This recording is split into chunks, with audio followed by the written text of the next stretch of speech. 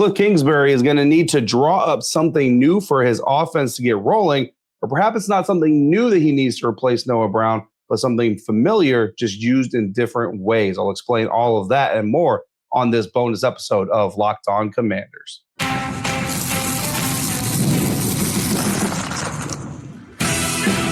You are Locked On Commanders, your daily podcast on the Washington Commanders.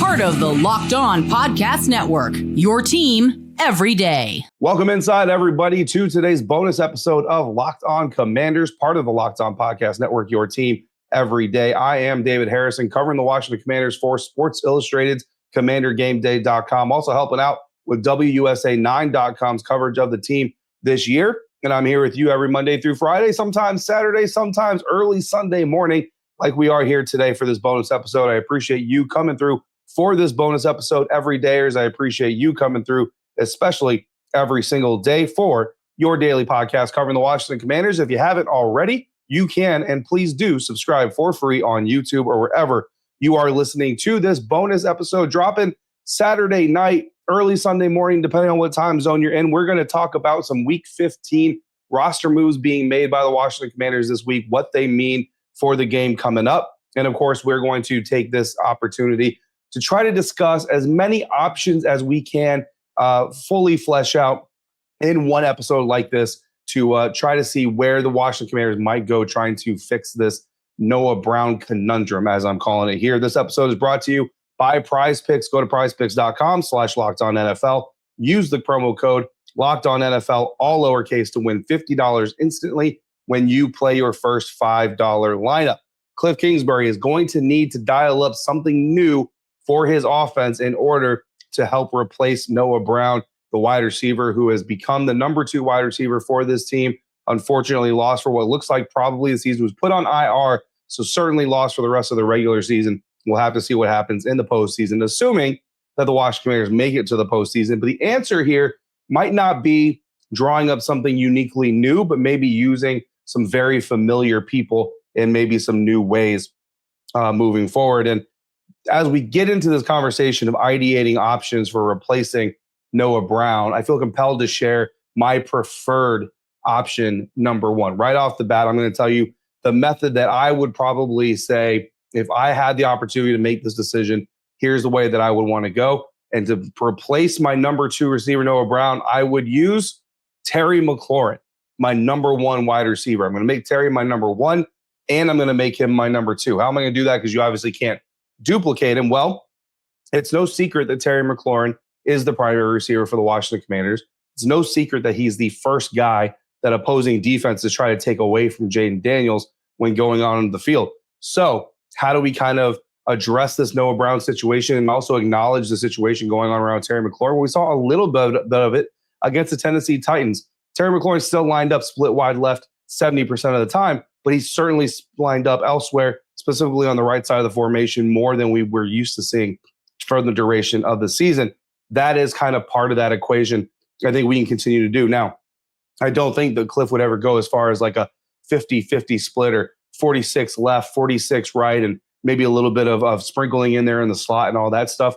But can we maybe move it to 60% left, 40% right? And those are obviously some round numbers. Maybe get him some slot reps, do those things. Look, Terry McLaurin is the type of receiver who knows the route combinations for every play. He prides himself on knowing where every other receiver is supposed to be on a given play call, route combination. Use that to your advantage, because not only does Terry McLaurin know his own route in a specific play call, but he knows what Noah Brown is supposed to do on the other side. He knows what maybe Luke McCaffrey in the slot is supposed to do, because he wants to understand how his route plays off of their route. And then when it comes time to scramble or it comes time to stay alive for that second play that Jaden Daniels creates, he wants to know where his teammates might be in relation to him to make smarter decisions on how to stay alive as a receiver for his quarterback. So use that knowledge, use that wealth of experience, move him around even more than you did against the Tennessee Titans, more than you usually do if you're Cliff Kingsbury. Now, obviously, the counter challenge to that is, well, if Terry is on the right side and is not a traditional formation where Terry is lined up on the right side, it's actually Terry filling the formational role of a guy like Noah Brown. Well, someone's got to be on that left side. And is that guy who's going to be on the left side going to be able to do the Terry McLaurin part? That is the counter to this, but every idea is going to have a little bit of a counter. But I think when you look at what the New Orleans Saints do defensively, we've talked about this multiple times during the course of the week. They don't travel their secondary. They don't travel their defense. They line up in their defense. They face you as it all fits, as it all matches up, and they go toe-to-toe with you, and they say, we're going to scheme up the ability to stop you and to defend you. So moving Terry McLaurin around also allows you to then probe and say, look, they may have a plan on that left side to defend Terry McLaurin 70 to 76% of the time.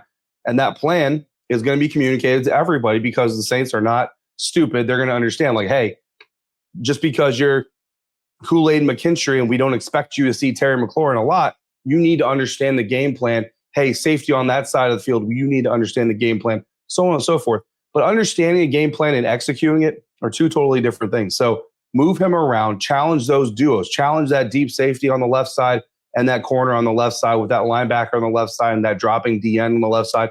Challenge the right side too. Challenge the guys in the middle. Make sure that you test every part of this Saints defense with your number one receiver. And in essence, move him around there where your number two guy would normally be lined up. Now your number one guy is lined up. And that's how you kind of multiply, and you use Terry McLaurin as a force multiplier in that sense of it. Of course, there is going to be a second receiver on the field. So even if they use McLaurin in a varied amount of ways, which is, again, is what I would prefer to do. I'm not going to go as far, honestly, to tell you what I believe Cliff Kingsbury is going to do, because I think trying to pretend that I know what's in Cliff Kingsbury's mind would be disrespectful to you, because that's not physically possible. I'm not psychic.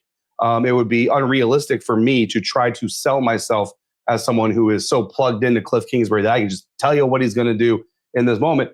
And also it would be disrespectful to Cliff Kingsbury, who, even though he does kind of get stuck in his own creations, you have to remember he also created those creations. So it's like, you have an artist who continuously replicates the same painting over and over. It's a masterpiece painting. And you're like, yeah, dude, but you always paint the same picture. But just don't forget that he created the masterpiece in the first place, right? So this is an incredibly creative offensive coordinator when he needs to be. So I don't want to go as far as be like, nah, this is simple. I can figure this out without even thinking about it. So those are reasons I'm going to give you options, not necessarily try to tell you what is going to happen. Then, of course, as we get through the course of the week after the Saints game, we'll take a deeper look into what actually happened and how Cliff went about this. But that second receiver is going to be out there. So even if you use Terry McLaurin in different ways, you're going to have a number two guy. You're going to have a number three guy and all those things. So schematically speaking, what is something that I think that Cliff Kingsbury and this Washington Mariners offense can do this week? I think it's something that we've seen them do from time to time. I think they return to it a little bit better against Tennessee Titans. Get faster, right? Get faster. These opposing teams, if they don't feel like they need to dedicate as many resources to coverage, they're going to dedicate more resources to try to pressure the quarterback and try to force those fast decisions. So if we know the opposing defense is likely to try to force quick decisions, let's just bring quick decisions into the game plan in the first place. And how do we do that? Well, we use our strong slot receiver presence. Olamide Zaccheaus is a solid slot receiver when he plays there. Jamison Crowder, who is now activated from the injured reserve, has proven that he is a competent and very complete slot receiver when he's in there. Luke McCaffrey, kind of your bigger slot receiver. Use those guys and run them on some quick routes, some drags, even from the far outside right, even from the far outside left when Terry McLaurin is lined up on the right side. Use that quickness, use that short area of the field, use that as essentially an extension of the run game like those teams like to do, and get faster in the release. Force the New Orleans Saints to then back off a little bit. That opens up running lanes. It opens up running lanes not just for Jaden Daniels, but also for Brian Robinson Jr. And, of course, that is another part that we're going to talk about here. But Luke McCaffrey is someone that's come up a lot in this conversation. A lot of people kind of wondered, could this be the opportunity for Luke McCaffrey to have a breakout game? And I think certainly it could be an opportunity for any receiver not named Noah Brown to have a breakout game.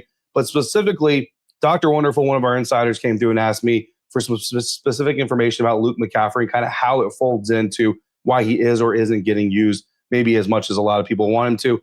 For one, his average depth of route is about 7 yards per route run at this point, while Jaden Daniels' average depth of target is about 10.5 yards when you take away screen passes and you take away passes behind the line of scrimmage, which, of course, are designed to be those short or negative yard depth of targets. When you talk about Jaden Daniels just standing back there in the pocket, scanning the field, finding a target, his average depth of target is about 11 yards downfield. Luke McCaffrey running routes at an average about 7 yards per route, not going to be the kind of guy that's really in those windows. So that's part of it. A lot of the short passes that we do see Jaden throw ahead of the line of scrimmage that aren't screen passes are actually designed passes. They look like dump offs, but they're actually designed. They're clear out routes. Let's get the defense running deep and let's dump it underneath to Austin Eckler or to whoever it is and let them do some things with it. Those are actually designed. They're not quite the dump off that they look like they are. So if we want to design some things, if we're the Washington Commanders, where Jane Daniels now looks for Luke McCaffrey off of those chip blocks, or instead of Austin Eckler, who's obviously injured and not available, use Luke McCaffrey in some of those dump off type of routes. Trust is not the issue here. I promise you that trust is not the issue here. It really boils down to play design, the mechanics of the quarterback, and the fact that Jane Daniels is not a dump off quarterback. His dump off is actually taking off and running with the football. Now, those are just two ideas and a little bit of information on Luke McCaffrey. There's plenty of more to talk about here, including expanding the use of running backs, especially Brian Robinson Jr. That's coming up next on today's bonus episode of Locked On Commanders, part of the Locked On Podcast Network, your team every day. And today's episode of Locked On Commanders is brought to you in part by Hillsdale College. And Hillsdale College wants to tell you that time is our most precious commodity. So don't waste it scrolling through the same mind-numbing content for hours and hours. How can you spend that time to improve yourself and spend it a little bit more wisely? Well, you can study things like history, economics, or literature, the meaning of the U.S. Constitution. These are things that you might have studied in school. Maybe you didn't study them in school. Even if you did, you could use a refresher because time and technology have changed a lot of things in our world, but they haven't changed the basic fundamental truths. And our sponsor, Hillsdale College, is offering more than 40 free, that's right, free courses online, including American foreign policy, the rise and fall of the Roman Republic, and a history of classical music. So go to hillsdale.edu/locked-on to enroll. There's no cost, and it's easy to get started. That's hillsdale.edu/locked-on to register today.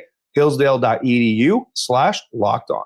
Today's episode of Locked On Commanders is also brought to you in part by Prize Picks, and today's episode is sponsored in part by Prize Picks. If you love watching the game, you're going to love Prize Picks because Prize Picks is the easiest and the most exciting way for you to get in on daily fantasy. Whether it's football, basketball, or any of your favorite sports, Prize Picks makes your holidays bigger and brighter. You can now win up to 1,000 times your money on Prize Picks. Plus, this holiday season, they're giving away $30+ million in rewards during Picksmas and offering 2 free picks in December. And when your picks hit, Prize Picks makes it easy to cash out. You can get your money in as fast as 15 minutes. This week, I'm putting in my ticket. I've already put my ticket in actually before I traveled to Louisiana. So go get yours by downloading the Prize Picks app today. Use the code LOCKEDONNFL to get $50 instantly after your first $5 lineup. That's right, $50 instantly when you play just $5 on Prize Picks. Run your game. We gave you 2 ideas for how the Washington Commanders can try to address this Noah Brown conundrum, missing their number 2 wide receiver, moving down probably the most important stretch of the season here for a team in playoff contention. But there are plenty more, including expanding the use of their running backs, including Brian Robinson Jr., or especially Brian Robinson Jr. And if you want to get even more out of Locked On Commanders podcast than this conversation, you can do so by going to joinsubtext.com/LockedOnCommanders. Become an insider today, and from there you'll get direct messages from me to your phone. You can then text me your responses, your own messages, questions, comments, analysis, information that you would like to know in future episodes. Get involved in the show in a way that goes beyond simply watching it or listening to it, and you get access to our exclusive insider-only Zoom conferences. It's a lot of fun, so head over to joinsubtext.com/LockedOnCommanders. Try it out for free. We got a few new insiders while I was traveling to New Orleans, so welcome to those of you who have recently signed up. I appreciate it. You get the first 2 weeks for free, so hopefully you enjoy it. So getting back to some options that the Washington Commanders can consider when it comes to trying to replace Noah Brown, their number 2 wide receiver. We talked about the potential of using Terry McLaurin, basically making him your number 1 and your number 2 by moving him around so much that the New Orleans Saints really have to kind of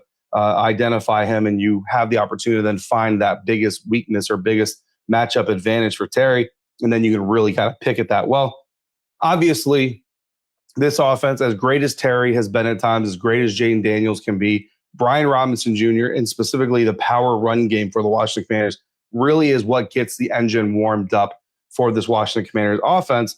And we talked about this earlier this week. When Brian Robinson Jr. averages more than 4 yards per carry in a game, the Washington Commanders are undefeated. When he's averaging less than that 4 yards per carry in a game, they've got a losing record. That's not a coincidence.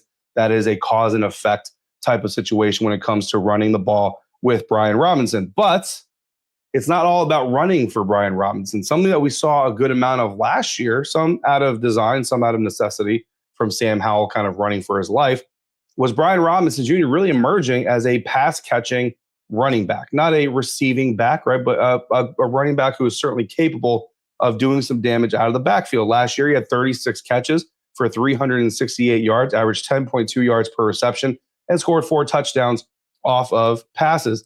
This year, he's got just 12 catches for 105 yards. He's averaging 8.8 yards per reception and hasn't scored a touchdown through the air yet all season long.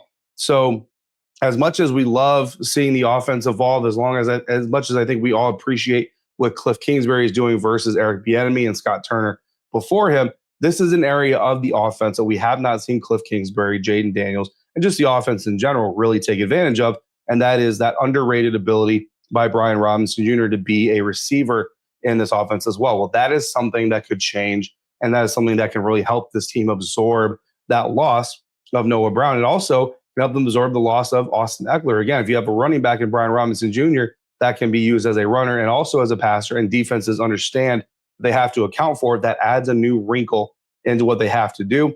And even if they're able to kind of stack the box against him, or even if they're able to stop him running a good amount, they still have to account for him as a receiver out of the backfield. And the trickle-down economics of that only help everybody else on the field. And then, of course, there's also the option of just more Brian Robinson, right? Run him even more early in games to try to fully establish that power presence, really suck that defense into the middle of the formation, and then open things up, make things easier for the Olamides, Akiases of the world, the De'Ami Browns, so on and so forth.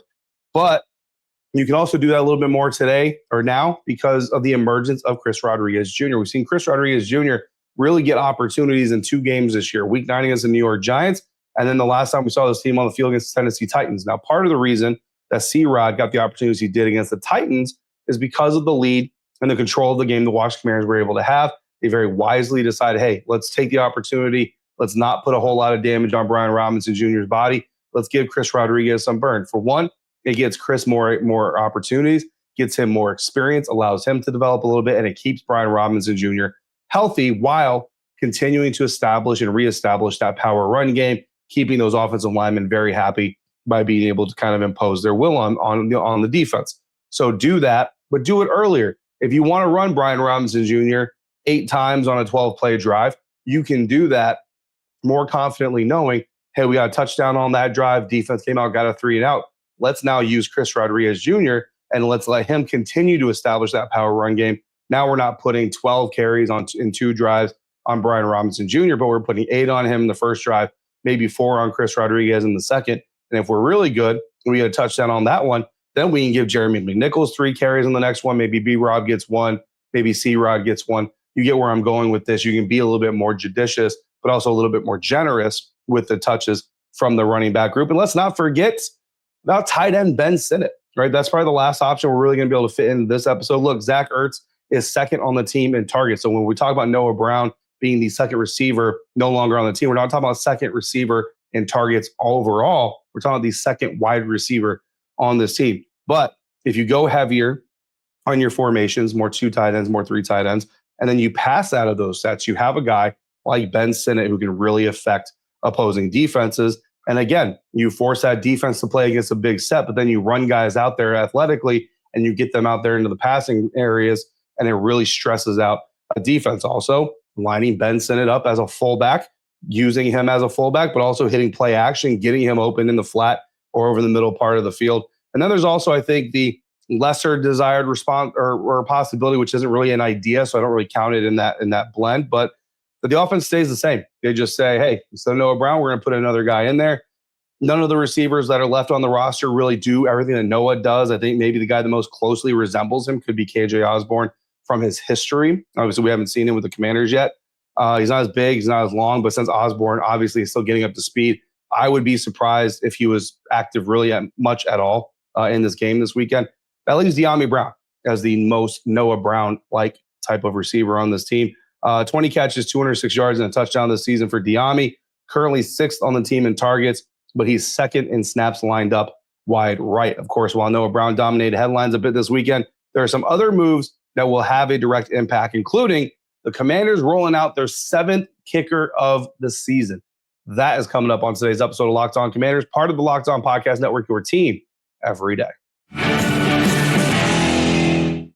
And today's episode of Locked On Commanders is brought to you in part by FanDuel. Get ready to tackle all of the action this weekend and every weekend coming up in the rest of the NFL season with FanDuel, America's #1 sportsbook. Because right now, if you're a new customer to FanDuel, you can bet $5 and you'll get $150 in bonus bets if you win that first $5 bet. The FanDuel Sportsbook app gives you everything that you need to make your wagers in-game live bets on the NFL all in one place. But whenever you're watching a game, whether it's a Commanders game, it's a non-Commanders game, Sunday night, Monday night, Thursday night, whatever game it is you're watching, if you get a hunch in the middle of that game, you can check out the latest stats from that game, the live play-by-play, and so much more information on the exact same place, the exact same page and app that you can then place that in-game bet. So go to FanDuel.com today to sign up. You'll get started with $150 in bonus bets if you win your first $5 bet. Again, that's FanDuel.com. Never waste a hunch. Make every moment more with FanDuel, an official sportsbook partner of the National Football League. Wrapping up today's episode, talking about some other roster moves that the Washington Commanders made over the week or during the week into the weekend and what they could possibly mean for this week coming up. Of course, Noah Brown dictated a lot of the headlines this week. Marshawn Lattimore returning to New Orleans, getting his first game action with the Burgundy and Gold this weekend has dominated a lot of headlines. But arguably, the biggest move coming this week could actually come from the special teams group.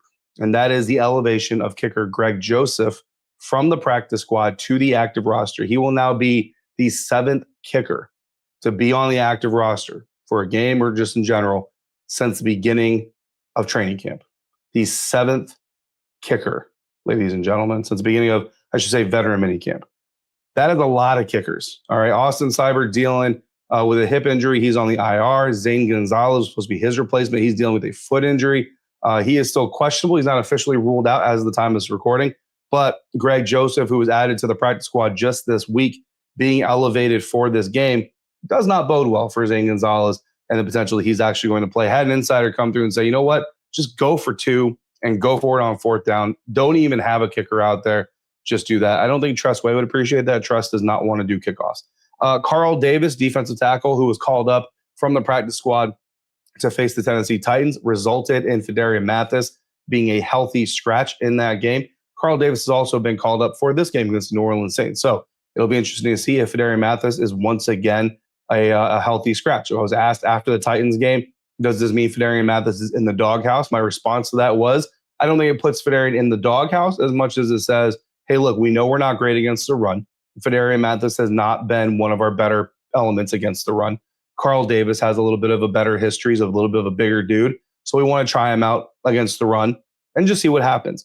That was the first game. If it happens again this week, now you can start kind of talking about Fedarian Mathis potentially being in the doghouse. But the interesting thing is going to come up is that Carl Davis, just like any other practice squad player, can only be elevated 3 times before he has to be added to the roster before playing that 4th game. So if they do that again against Philadelphia Eagles, does that lead to perhaps the release of Fedarian Mathis and the signing of Carl Davis? Again, those are things that are going to have to come up later on in the conversation. Jamison Crowder, we already kind of touched on it, but Jamison Crowder officially activated off the injured reserve on Saturday.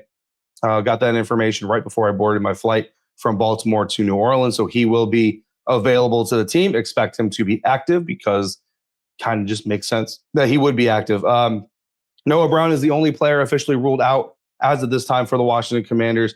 Zane Gonzalez, again, questionable. Deron Payne, also questionable with a back injury that kind of popped up at the end of practice on Friday, or at the end of the practice week, rather, on Friday. Now, of course, that could impact Fedarian Mathis. Deron Payne, if he can't go, or if he's limited, potentially Fedarian Mathis stays active and is able to get out there and play. Everybody else has been cleared to play this weekend, including Cleveland Farrell, Zach Ertz, Dante Fowler, Noah Igbenogany, Marshawn Lattimore, Jordan McGee, and Quan Martin. For the New Orleans Saints, somehow, some way, quarterback Derek Carr came into the weekend questionable with the left hand injury and concussion, even though part of the clearing concussion protocol is practicing in full during the regular week and not having symptoms. So if you don't practice, you can't possibly clear concussion protocol. But anyway, the Saints officially ruled him out on Saturday, which means it's fully Jake Haener season for the New Orleans Saints. And the next time we speak, we'll be following that game against the New Orleans Saints. I will be speaking to you live from the field of Caesars Superdome. I can tell you that because when you're talking about a dome, the weather outside might be frightful, but it doesn't matter. We will do our show from the surface of the Caesars Superdome. In the meantime, if you got questions or comments, all you got to do is text me. To do that, all you got to do is become a Locked On Commanders insider. Join subtext.com/LockedOnCommanders for your next listen of the day.